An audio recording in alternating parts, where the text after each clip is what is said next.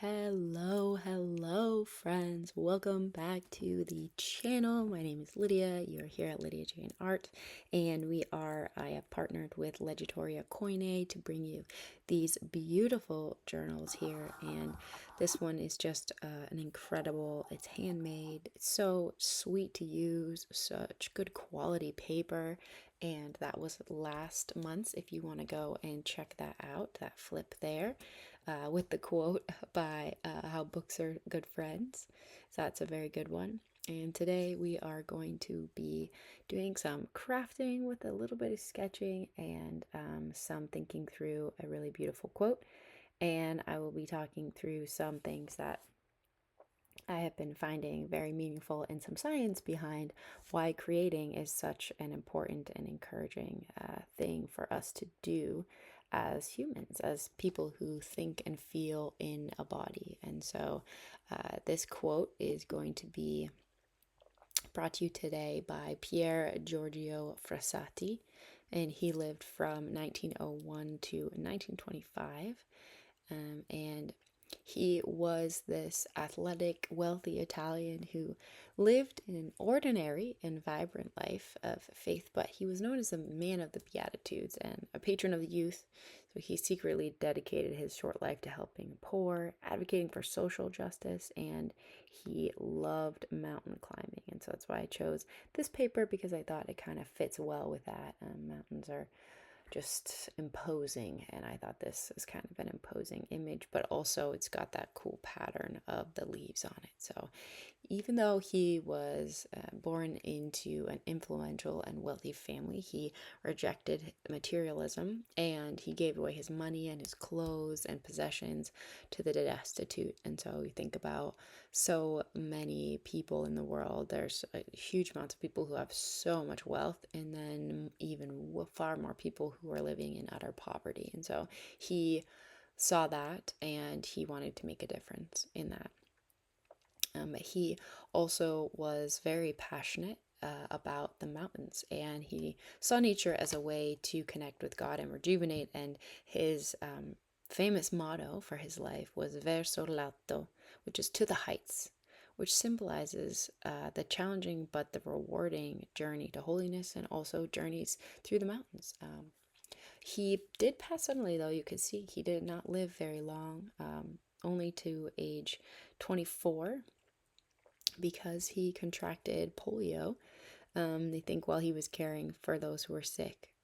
And yet, tens of thousands of people that he had secretly helped attended his funeral. And this completely shocked his family, because he did all of this in private. And so today's quote that we are going to be going over and writing out and thinking about is this word here. It's a every day that passes, I fall more desperately in love with the mountains. And then we also have the Italian here, and I'm sure someone there will be able to say this better than me. But so the English is day by day. I fall more desperately in love with the mountains, and giorno dopo giorno mi innamoro sempre più disparatamente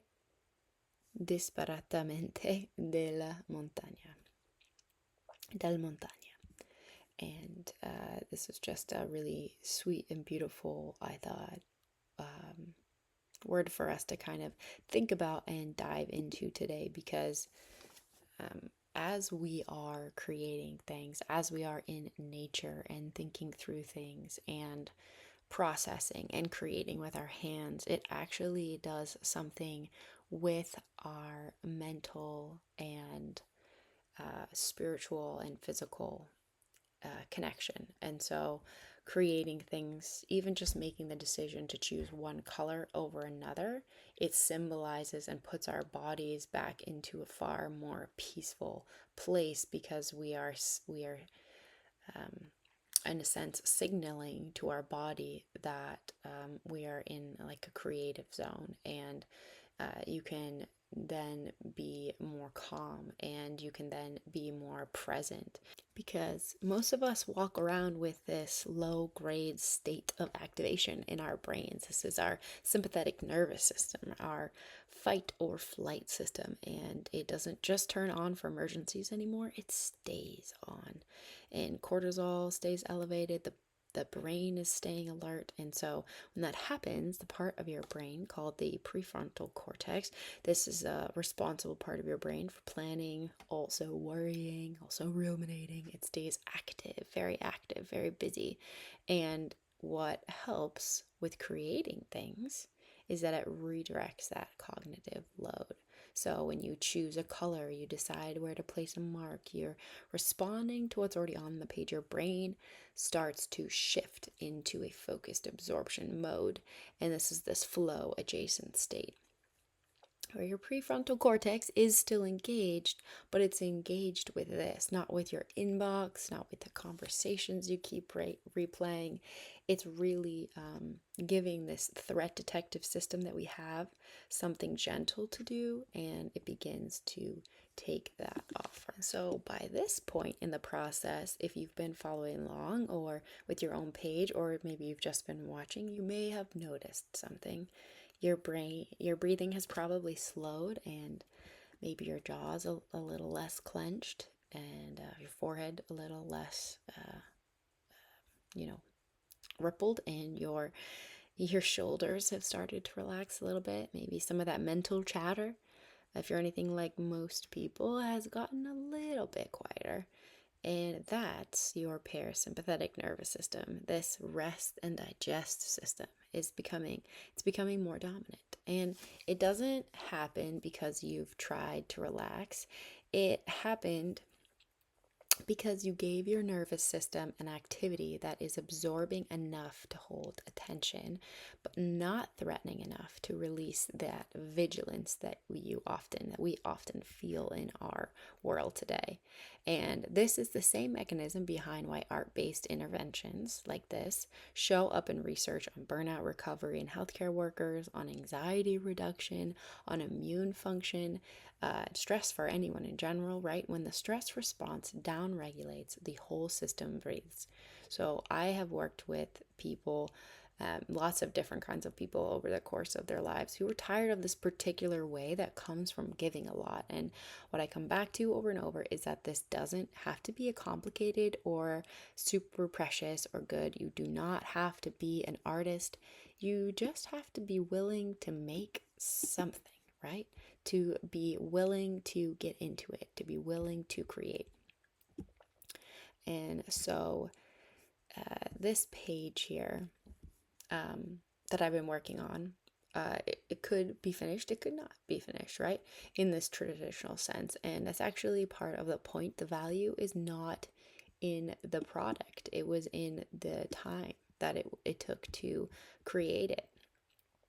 And so that's accessible to all of us. Just a journal and a pen and a few minutes.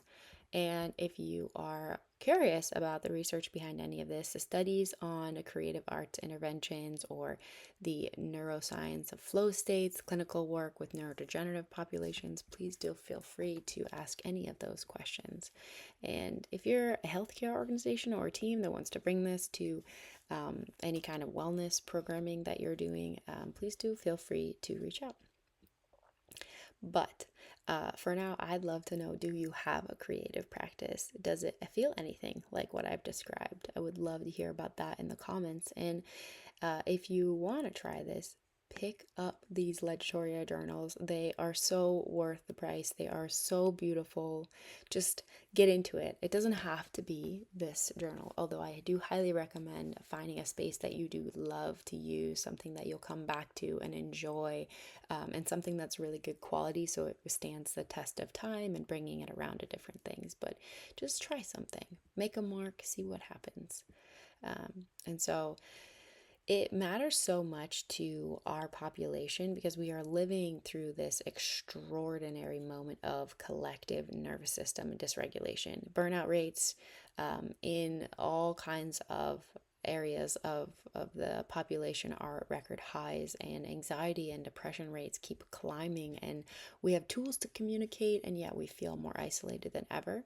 And so the research on creative arts is not fringe anymore. It's published in peer-reviewed nursing and medical literature. It shows up in rehabilitation medicine, oncology care, dementia units, trauma recovery, and yet it's consistently underfunded or underprescribed and undervalued in clinical and organizational settings. And so part of what I'm trying to do with this work, as well as doing some of this beautiful work with Legitoria Koine, is I'm trying to help close that gap. We're trying to help collect and encourage people to see this as something of value, to use their hands and paper to work through some of these things, and to make science legible, the practice and the practice accessible, because the evidence is there, friends. We just have to actually use it. And so I hope that this was encouraging for you. I hope that it was meaningful for you. And do feel free to subscribe. We will be releasing one of these about every month, and maybe more if we can get some more people and support. Please feel free to like and subscribe, and check out Legitoria Koine journals. And we will see you next time.